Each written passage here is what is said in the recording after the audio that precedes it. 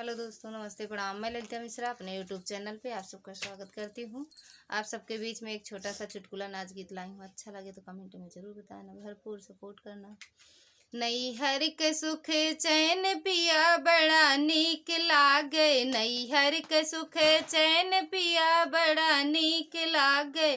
हमार लगे सासू पिया के लगे मम्मी, हमार लगे सासू पिया के लगे मम्मी। ललनवा के अजी लगे बड़ा बुरा लागे, ललनवा के अजी लगे बड़ा बुरा लागे। नैहर के सुख चैन पिया बड़ा नीक लागे।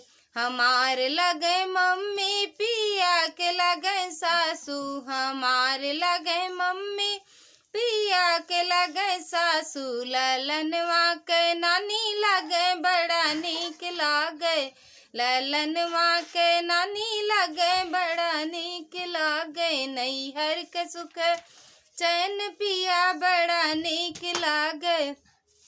हमार लगे जेठनी पिया के लगे भाभी, हमार लगे जेठनी पिया के लगे भाभी। ललनवा के दादी लगे बड़ा बुरा लागे, ललनवा के दादी लगे बड़ा बुरा लागे। नैहर के सुख चैन पिया बड़ा नीक लागे।